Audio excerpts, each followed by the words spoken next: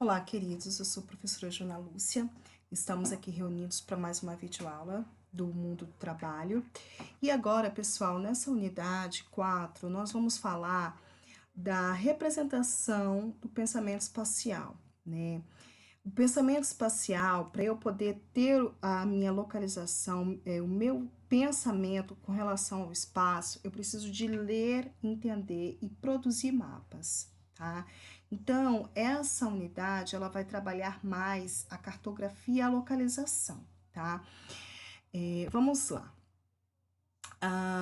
Eu ofereço para vocês algumas práticas de ensino que vocês podem fazer quando vocês estiverem atuando, tá?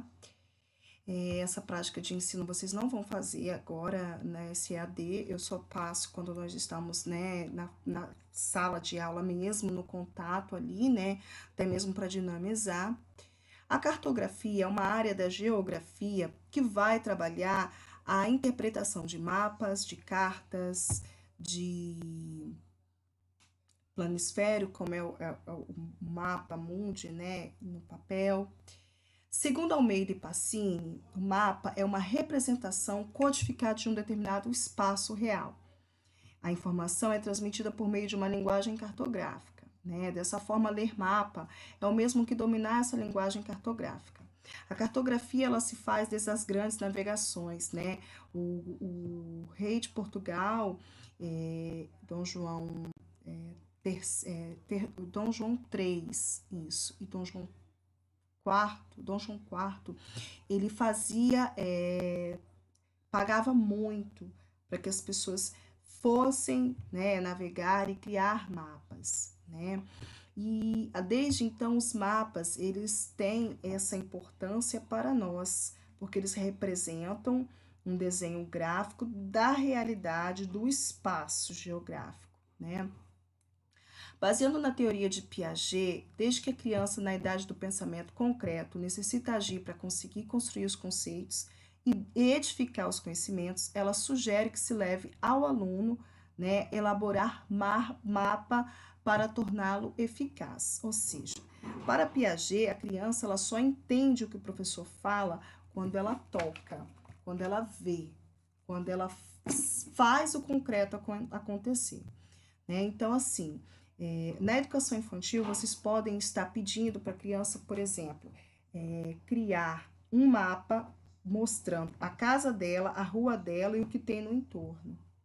Depois, isso pode evoluir para o caminho que ela vai fazer até chegar, sair de casa e chegar na escola.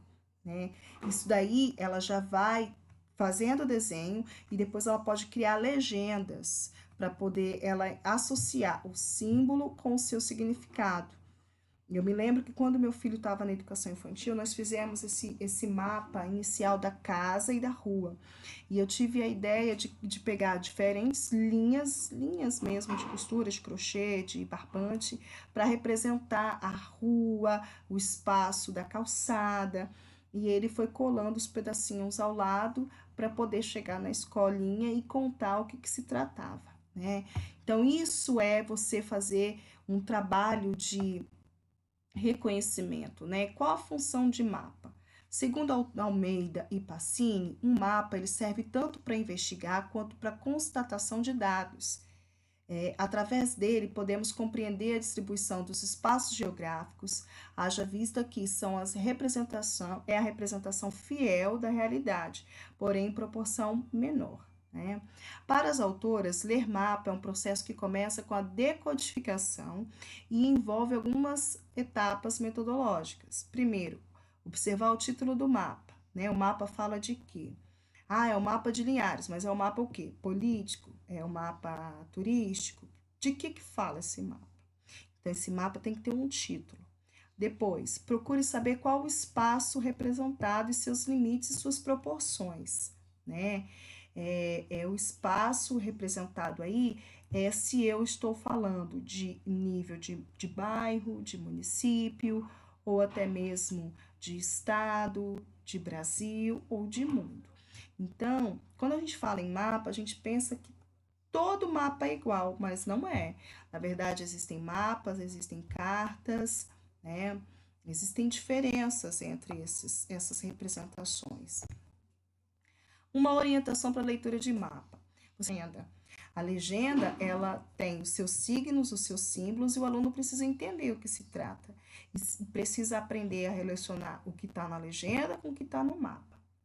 Quarto, procure refletir sobre a distribuição e a organização, né? Por que será que o símbolo de ferrovia não está em Linhares? Por que que está em Colatina, em Fundão e não aparece em Linhares, né? Fazer com que o aluno perceba o porquê de tudo isso. É importante também, né, que o professor ele trabalhe com o aluno a escala gráfica para posteriormente calcular as distâncias a fim de obter comparações e interpretações, né? Cada mapa ele tem uma escala. Mas antes de ler os mapas, os alunos precisam saber orientar em relação a si mesmo e ao redor, né, de si. E quando eu falo de orientação, eu estou falando de localização. E para eu me localizar, eu preciso ter, né, essa orientação, né, de leitura do mapa. Como eu falei para vocês, um mapa eu sempre vou ter, né, aqui no Brasil, essa localização de leste, oeste, norte e sul, né? Então, olha só, pessoal, decodificando mapas. Como foi dito, o mapa ele é representação gráfica da realidade, ele é representação gráfica do pensamento espacial.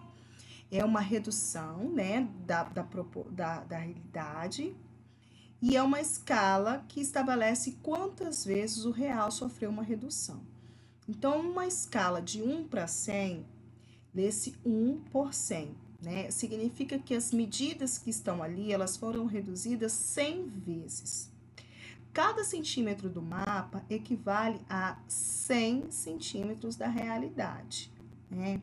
Então, por exemplo, deixa eu pegar um mapa aqui para mostrar para vocês. Só um instante, por gentileza. Então, pessoal, aqui eu tenho o mapa do Brasil, né? Não tá dando para ver direitinho, tá tudo espelhado, mas vocês vão entender aí o que eu tô dizendo. Aqui, pessoal, olha, nessa região aqui do mapa, eu vou ter a Rosa dos Ventos e eu vou ter aqui, ó, o que equivale, né? O que equivale cada centímetro desse mapa. Aqui tá dizendo o seguinte, olha, 1 centímetro corresponde a 405, né? 2 centímetros, 810 quilômetros. O que significa? Significa que se eu pegar uma régua e traçar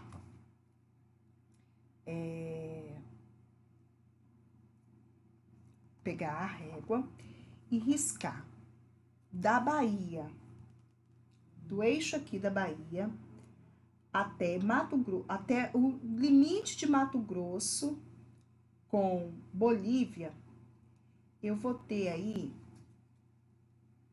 deixa eu fazer aqui, da Bahia, do eixo da Bahia, até o limite com Mato Grosso do Sul com a Bolívia. Eu vou ter 5 centímetros.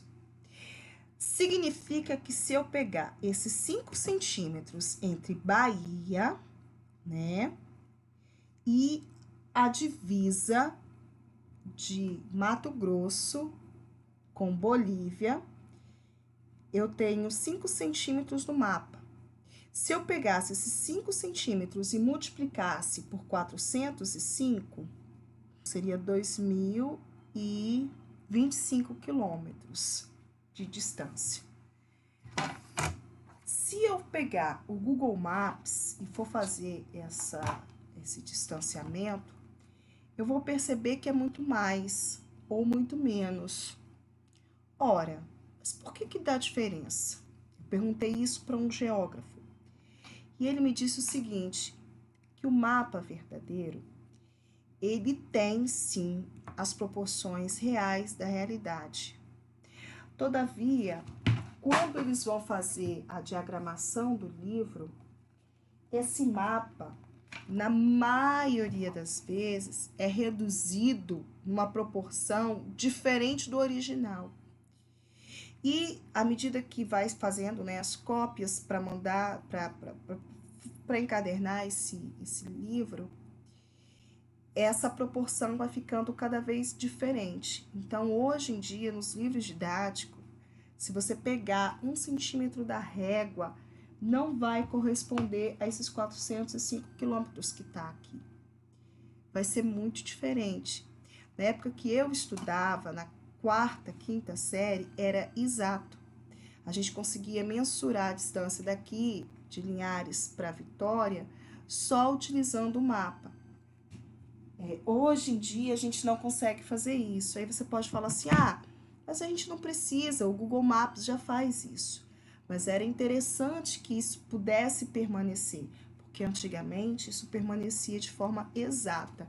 Se eu pegasse, né, daqui, ó, da Bahia, né, até a divisa com Mato Grosso e Bolívia, se eu fizesse essa linha reta, eu iria encontrar certinho a quilometragem que existe de distância entre um e outro. Eu não ia precisar de nenhum aplicativo. Hoje isso não existe. Multiplicando aqui, né, deu 2.025 quilômetros. Vamos ver? Deixa eu parar aqui, só um instante. Deixa eu olhar no Google Maps quanto que é, na verdade. Então, pessoal, nos cálculos que eu fiz, dava 2.025 quilômetros, né, pelo mapa, tração de linha reta. E aí eu disse para vocês que isso é muito diferente da realidade, dá uma proporção muito diferente. Aí você deve falar assim, não, professora, mas o Google Maps, ele calcula, por exemplo, se você for de carro, você tem que dar alguns desvios por conta de rio, de água. Se você for de avião, ele vai em linha reta, mas aí ele vai calcular que você vai ter que sair de um lugar e ir para um aeroporto para depois ir para lá. Então tá, vamos lá, ó. Pelo Google Maps, eu peguei a Chapada Diamantina, que fica ali no meio da Bahia, né, na meiuca ali, o Parque da Chapada da Diamantina, e tracei, né, até a divisa do Mato Grosso com a Bolívia. Nos meus cálculos, deu 2.025 quilômetros, né, pelo mapa do Brasil, que tá numa escala, né, de 1 para 405 quilômetros, ou seja, 1 por 405 quilômetros. Foi reduzido, 1 centímetro corresponde a 405 quilômetros, ok? Pois bem, pelo mapa, naquele jeitinho da régua, dava 2.025. Pelo Google Maps, de avião, dá 2.593. Olha, a diferença de 500 quilômetros a mais. De carro, 2.405.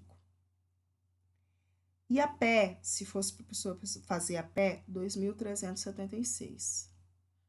Ou seja, ainda é muita diferença. Eu não consigo mais, então, utilizar a régua como nós usávamos antigamente, né? Então, vamos lá. A escala, então, é de 1 para 100. Eu tenho aí a realidade reduzida em 100 vezes, né? Nessa proporção, classificamos o mapa como planta, e não como mapa mesmo, né? Essa planta, ela vai, então, dar para mim os detalhes, né, de imóveis. Por exemplo, aqui em Linhares nós temos plantas e não mapas, né? De 1 por 500 a 5.000, todas as medidas foram reduzidas de 500 a 5.000 vezes, que é o que a gente utiliza para as cidades, como eu acabei de dizer, plantas de cidades. Essa de 1 por 100 são plantas de imóveis mesmo, de casas mesmo, tá? De apartamentos mesmo. Ao utilizar a escala de 1 por 20.000 até 250.000, classificamos cartas topográficas. As representações são tão grandes a ponto de ter limites às coordenadas geográficas, até mesmo o limite político, que é o caso do que a gente chamaria do mapa do Brasil, né? Na verdade, o mapa do Brasil, né, esse daqui, ó, eu tenho, então, uma carta. Seria uma carta, ao invés de uma planta. Escalas de 1 por 500.000 são chamadas de cartas ou corográficas, fornece a visão geral de uma região. Escalas de 1 milhão são os verdadeiros mapas. Tem menor número de detalhes e os limites são limites políticos. Escalas de 1 por 205 milhões podem atingir o mundo e são denominados de planisfério, que é o que eu disse no início, há umas aulas anteriores, né? Quando eu abro o mapa mundi, eu vou ter o planisfério. E, segundo Almeida e Pacini, né, salientam que em todos os mapas há uma necessidade de clareza nos objetivos ao selecionar as informações.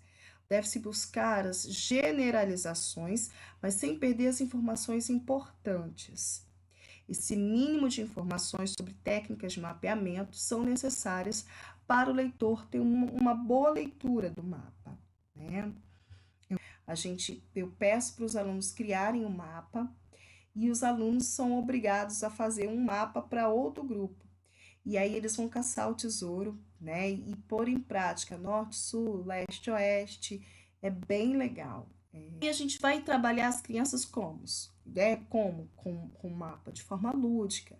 Então, vocês podem pedir para que elas façam um mapa da sala de aula delas, onde elas estão, né? Para que elas aprendam a localizar por símbolos, por objetos, né? Fazer um mapa em si. Então, propõe à criança que faça um mapa com legenda da escola em que ela estuda. Ela poderá esconder objetos para os colegas encontrarem, né? Criar um mapa do tesouro. Eu faço isso todo semestre com vocês. Esse semestre, infelizmente, não será possível por conta da pandemia.